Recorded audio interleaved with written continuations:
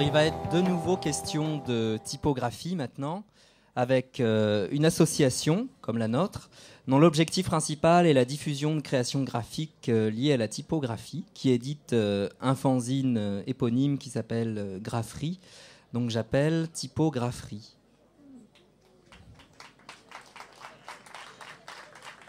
Le temps de se frayer un passage.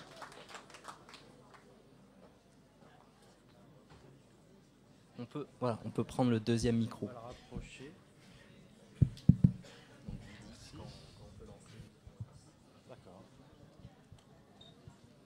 Bonsoir. Bonsoir.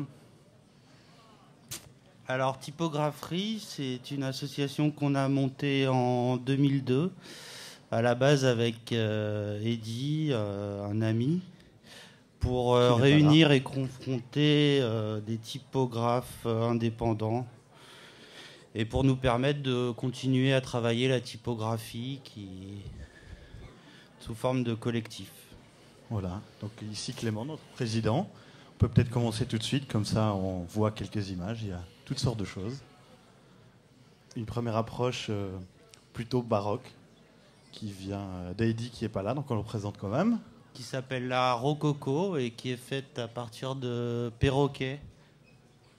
Voilà. Donc ces instruments pour tracer des courbes pour les architectes.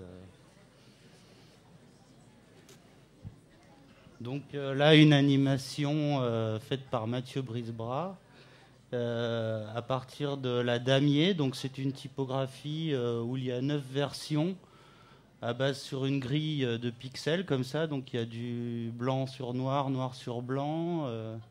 Il y a toutes sortes de variations. Il y a même une version cyrillique. Une autre typo où il y a des ratures dedans, c'est à base d'une écriture d'un petit gamin qui apprenait à écrire, qui avait 7 ans. Étienne, ça s'appelait la Étienne Script avant qu'elle soit rachetée ou non pris dans le catalogue de Funshop. Du coup, ils n'aimaient pas le nom, c'était au français. Du coup, c'était la FFEDI, voilà. Donc ça, c'est un petit rappel sur le vieux logiciel de création de typographie qui s'appelle Fontographeur. Donc ça, c'était la grille qu'on avait pour créer chaque caractère. Et donc, voilà. Voilà. On crée des typos à partir de tout. Clément Kiman, il aime beaucoup les programmes, les bugs et tout ça.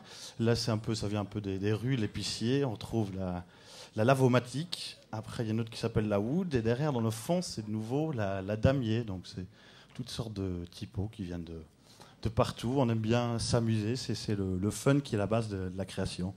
C'est pas spécialement des typos très lisibles, très dessinés, très lisibles spécialement. Là, on a été faire un tour à la brocante à Bruxelles. On a fait de l'optypographie. Voilà. Là, il n'y a pas plein de graisse, mais il y a un peu de flou. Donc, une matrice qui nous permet de créer tous les caractères. De la perspectivographie. À base de typopixels où on trouvait qu'il y en avait plein qui sont souvent ennuyeuses. Donc du coup, là, ça permet de jouer dans l'espace. La robotnik, elle s'appelle. Il y en a d'autres. Il y a plein de versions. En fait, on peut tout faire. On les combine. Et ça fait des jeux d'ombre, de perspective. On a fait d'autres typopixels, dont une qui s'appelle la 36. Bon, on n'a plus le temps. La contourne, c'est Kiman. Donc... à base d'un filtre Illustrator qui travaille sur les contours et qui, du coup, ça fait des petits bugs et on aimait bien. Qui ont fait une petite fente. Qui marche bien en animation. Il faut la regarder très longtemps. Des fois aussi un peu plus classique. Là, c'est à base de la Clarendon, que vous connaissez. Là, c'est la version bourrée, la Drunken Clarendon, donc qui bouge un peu comme ça. Et puis, bon... Du coup, elle n'est pas tout à fait finie. Là, à l'époque, il n'y avait pas d'open type. Maintenant, ça pourrait bien le faire parce que du coup, ça permet vraiment de jongler et de faire plein de choses. Bon. Donc là, le jeu et l'ordinateur, toujours. Donc le jeu Snake avec le serpent qui ne doit pas se mordre la queue. Et donc, c'est une script. Ça se voit pas très bien, mais en fait, le tracé ne se croise jamais. Donc, on reste dans une script et on se croise jamais. Snake script. À côté de ça, quand on dessine pas de typo ou qu'on fait du graphisme, on fait des fois des workshops. Ça, c'est des workshops qu'on avait fait à l'école Estienne, où à base de motifs, de on demandait de récréer des alphabets, mais avec différents motifs très différents. Funky Fun Creator, et puis après Kebab Frites, qui nous envoie.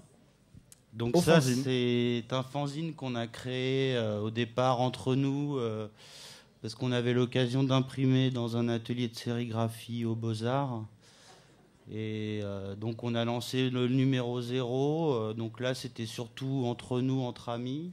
À base de nos typos. Et donc on essaye de faire des beaux objets et d'utiliser toutes sortes de techniques et médias. Là, c'est la couverture du prochain, du numéro 1, qui était en bois et plomb. On a travaillé avec la Zone Opaque, une association qui travaille autour de ça. Voilà. Donc là, la vieille typographie au plomb.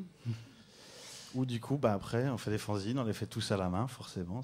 Donc c'est des fanzines collectifs. Chaque page est un auteur différent et on lance des appels à participation en général. Donc vous pourriez participer au prochain. Donc l'idée, c'est vraiment de faire quand même des beaux objets. Et bon, on a alors des contraintes quand même. Donc ici, c'était en 2 couleurs. Et il y avait un thème qui était garde à vous, garde à vue, gare à vous. Où du coup, on a utilisé un peu notre mailing list et on a eu une 30aine de participants, quelque chose comme ça, qui ont tous été plus ou moins inspirés, plutôt plus. Ça, c'est de nouveau la Zone Opaque. C'est un petit 4 pages centrale où ils ont fait des choses avec des ornements typo. Là, c'est la page centrale en gravure. Ouais, c'est de la lino et toutes sortes de gravures un peu expérimentales. Qui sont façonnés après en beaux objets à la main, numérotés. Donc dans le dernier fanzine, on a proposé de mettre un CD-ROM avec donc des animations. Et ici, donc c'est un autre collectif dont je fais partie qui s'appelle Radio Free Robot. Et l'idée, c'est une radio organisée par des robots et qu'avec des voix de synthèse. radiofreerobot.com. Plutôt un travail de son aussi. Et donc dans ce fanzine-là, on avait le thème qui était RVB, où on confrontait les RVB, les couleurs d'écran, aux 3 couleurs en impression. Donc il y avait une partie qui était RVB ROM, avec des petits films spécialement créés, puis des pages intérieures en 3 couleurs. Voici une idée de l'intérieur. Et à la fin, on pourra vous les montrer et vous pourrez même les acheter.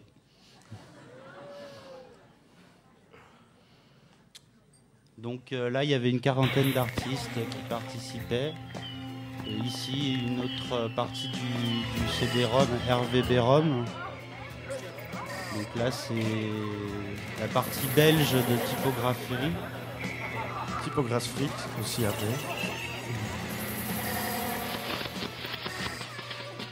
RVB toujours. Voilà. Merci beaucoup.